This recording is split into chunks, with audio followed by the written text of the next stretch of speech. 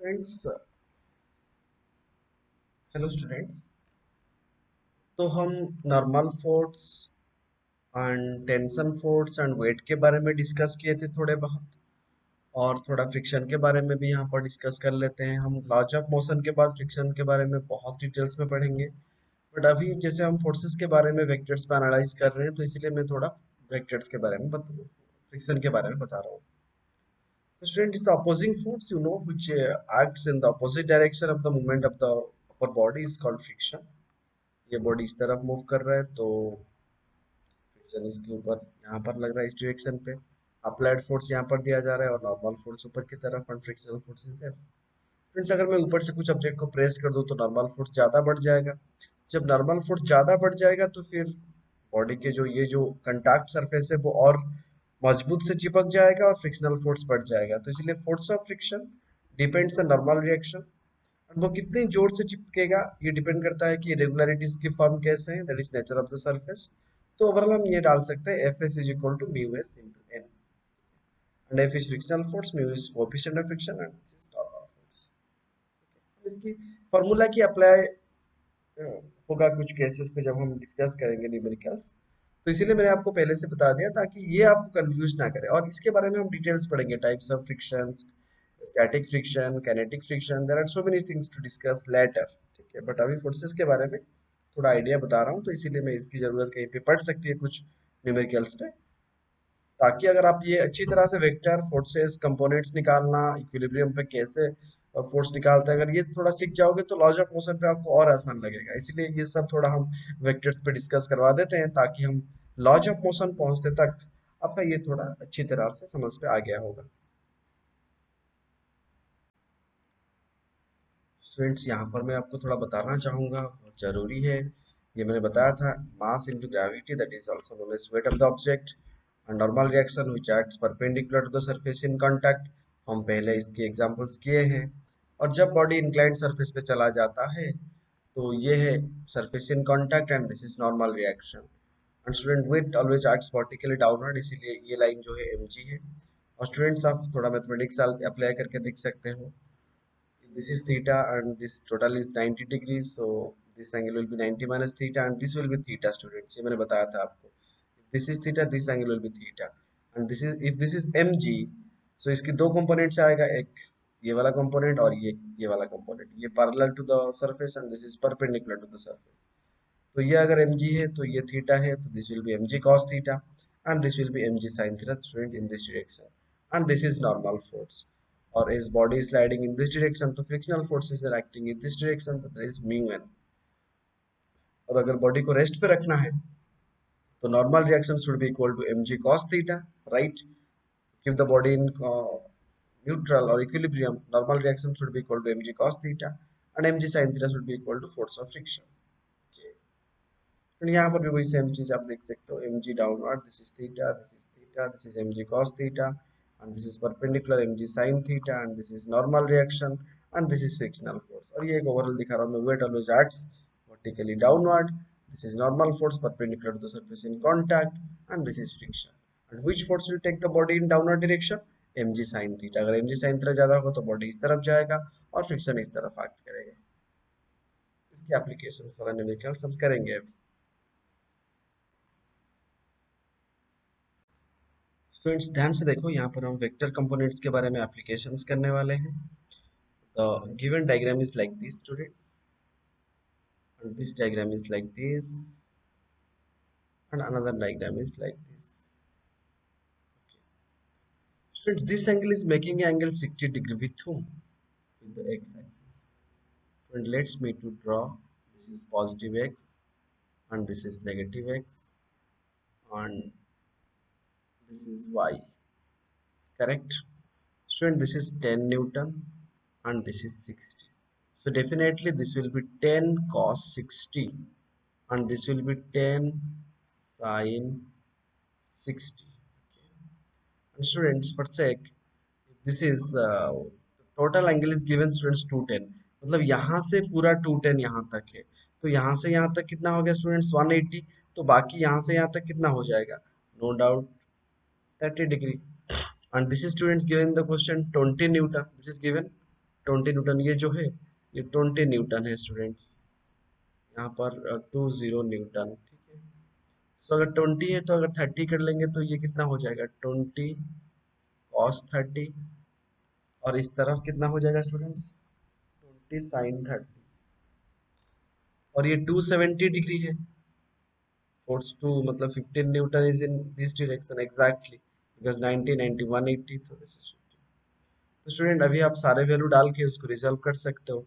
If I will be finding the total हराइज upward and vertical and total horizontal force, तो student in this direction आ गया 10 cos 60, you know cos 60 is how much students, 10 into cos 60 is 1 by 2, so that is 5 Newton.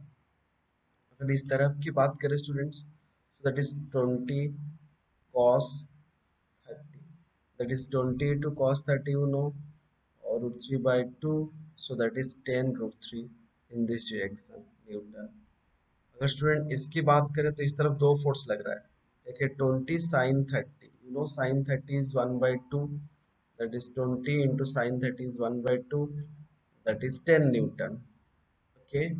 And this student पहले से इस तरफ भी 15 Newton है, total force कितना हो गया इस तरफ, 15 plus 10, that is equal to how much, 25 newton along negative Y axis. और स्टूडेंट ऊपर की तरफ क्या है, एक ही force 10 sin 60, you know 10 into sin 60 is root 3 by 2, that is 5 root 3। तो आप पूरा को देख के इस तरफ 5 न्यूटन, इस तरफ 10 रूट न्यूटन, so obviously ये बड़ा है। कितना बड़ा है स्टूडेंट्स, अगर मैं देखूं तो 10 रूट 3 जो हम पहले से किए थे, that is 10 रूट 3 minus 5, यहाँ पर लिख सकता हूँ 10 root 3 minus 5, force will be in this direction। और ऊपर की तरफ 5 रूट 3 है, नीचे की तरफ 25 है स्टूडेंट्स, डेफिनेटली 25 इज मोर, तो इस तरफ फोर्स कितना हो जाएगा स्टूडेंट्स, 25 माइनस 5 रूट 3। तो रिजल्टेंट हम इस तरह निकाल सकते हैं, दिस इसका square plus this square root over, we could find the resultant in this direction, the net force की डायरेक्शन, और हम ये थीटा भी निकाल सकते हैं p by b करके। Understood? This is the way, in what way we have to take approach to the questions of finding the unknown force in some of the unbalanced or balanced or equilibrium cases. Friend इस case की मैं फेवर diagram अगर बना दूं यहाँ पर, so no doubt friend, if let ये mg नीचे की तरफ एक्ट कर रहा है, mg is acting vertically downward, and so that will be upward force like this. Or student, if this is 30 degree, this angle could be 30 degree, no doubt. And if this is 60 degree, student, this angle could be 60 degree. So both are perpendicular to each other. Students, अगर ये T2 है, if this is T2, so यहाँ पर मैं directly इस पे लिख देता हूँ, if this is T2 students and this is 60, so along this will be T2 cos 60, and perpendicular to this will be how much, T2 sin 60, and आपको value पता है। और स्टूडेंट इस तरफ अगर मैं देख लूँ तो दिस इज T1, तो ऊपर की तरफ भी क्या फोर्स लगेगा, 30 degree, so that will be T1 cos 30 degree, और इस तरफ कितना होगा, T1 sin 30 degree. Body is in equilibrium students, so without any doubt हम लिख सकते हैं कि total upward force is equal to total downward force, that means T1 cos 30 plus T2 cos 60 will be equal to mg, ये भी हम लिख सकते हैं अगर गिवन डाटा होगा तो। and from T2 sin 60 is equal to T2 sin 30, that means T2 sin 60 equilibrium के लिए has to be T1 sin 30, okay?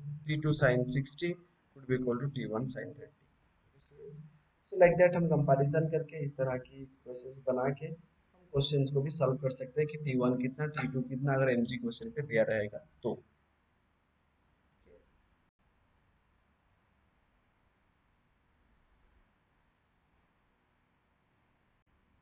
Students ये भी आसान है, यहाँ पर दिया गया है find the required tension if one cable is horizontal, that means अगर मैं इसकी फ्री बॉडी डायग्राम बना दूं, so students I will be getting m in this direction and T2 is along left x axis, and student 1 it is acting like this one, it's acting T1।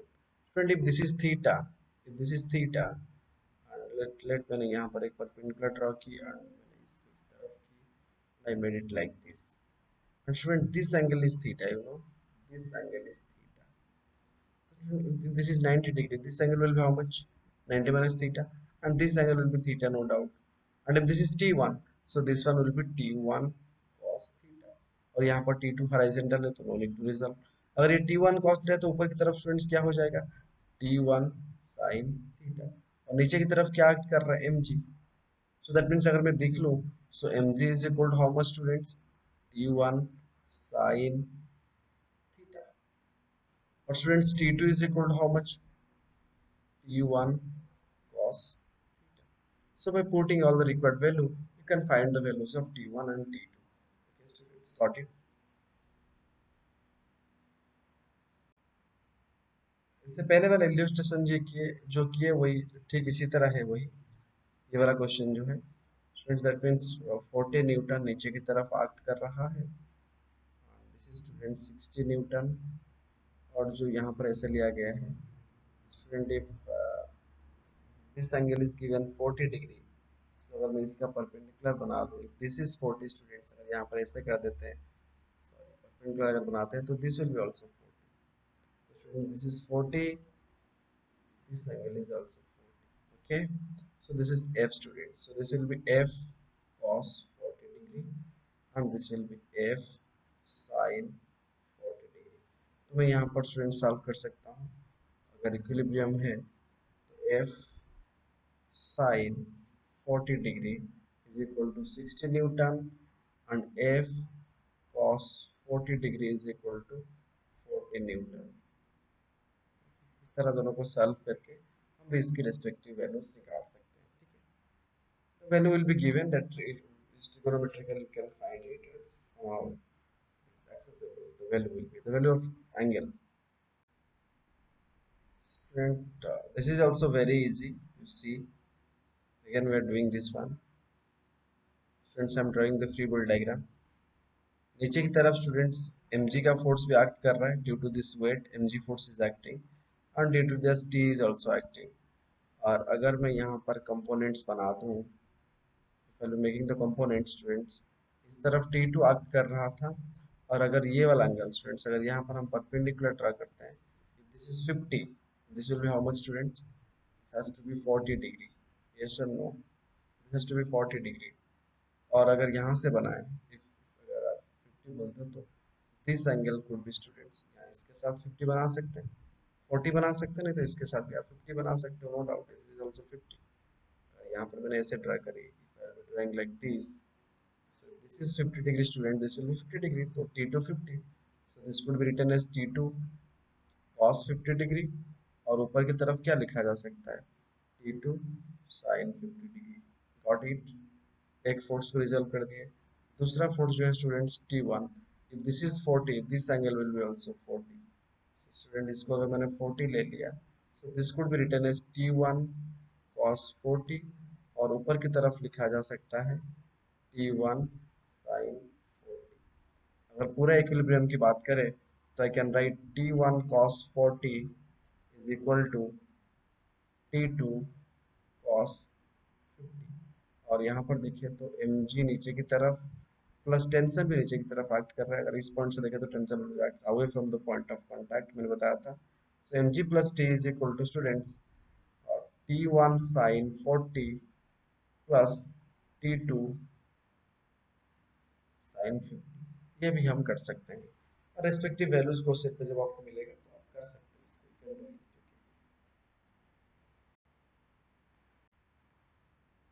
Students एक example बनाते हैं आप थोड़ा ध्यान से देखो इस एग्जांपल को again and again you see don't need to be worried समझ पे आ जाएगा आप लोगों को all are intelligent just keep concentrating on this friends ये एंगल जो है वो 30 डिग्री दिया हुआ है ध्यान से देखो सारे कॉन्सेप्ट को हम यहाँ पर अप्लाई करने वाले हैं and this is a block A students and this is connected like this and this is a block B और ये यहाँ पर जाके इसे पुली को कनेक्ट हुआ है and it is coming downward in this direction that is C okay students तो student weight of block A is equal to given 10 newton and weight of block B students given 20 newton और हमें दिया गया है कि weight of सी हमें निकालना होगा और हमें फोर्स डायग्राम भी बनाना होगा ए बी सी का, ठीक है।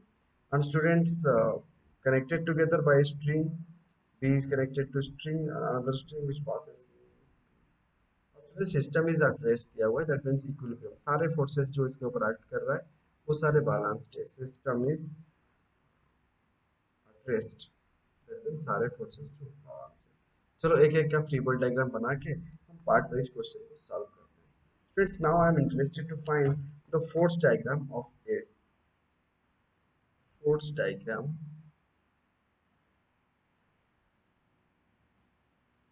Force diagram of A. See very carefully force diagram of A. तो ये ऐसा इंक्लाइंड हुआ है, ए इज केप्ट लाइक दिस, नीचे की तरफ क्या काम करता है स्टूडेंट्स, हमेशा वेट काम करता है, सो दैट इज डब्ल्यू ए।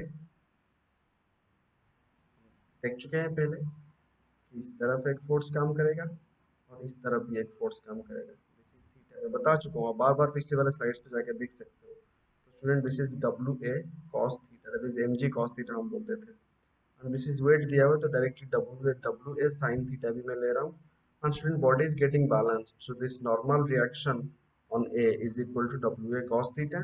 और स्टूडेंट ये जो स्ट्रिंग है वो स्ट्रिंग पे मान के चलो ये एक अलग स्ट्रिंग है और लेट यहाँ पर T1 फोर्स काम कर रहा है, T1 is the tension between A and B, मान के चलो यहाँ पर जो टेंशन है that is T1, और ये एक कॉमन रोप है, बाकी जो है वो एक कॉमन रोप है, यहाँ पर की टेंशन को हम T2 ले सकते हैं, this is one string, और मैंने बताया था tension in the string remains same, that this is T2, okay, try to understand, this is going to be very helpful।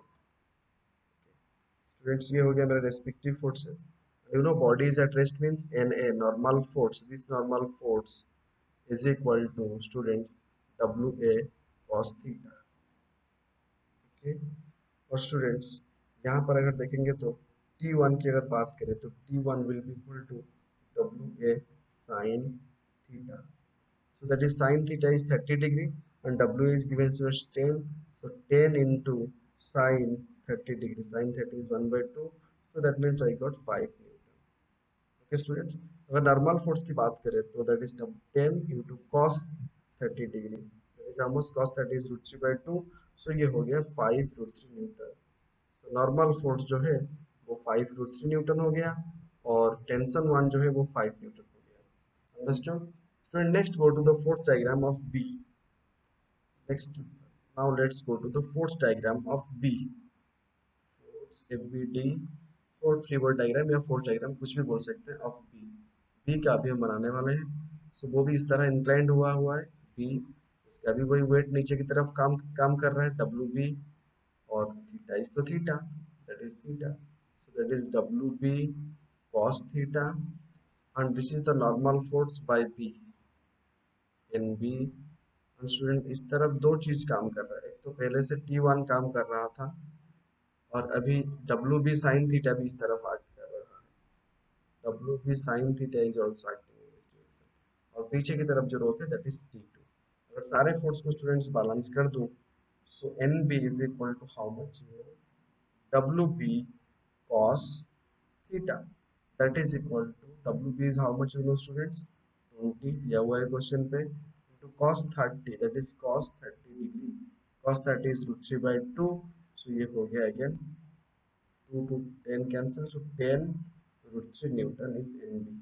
अगर T2 की बात करें students, T2 is equal to T1 plus WB sin theta, so that is equal to 5 plus 20 sin 30 degree, that is 5 plus 10, that is 15 Newton. Got it students? Then we'll go to the free body diagram of C. Carefully you pause the video and see again and again. Just don't try to copy and paste. Try to understand by seeing many number of times. That's why I'm giving the recording. Free body diagram of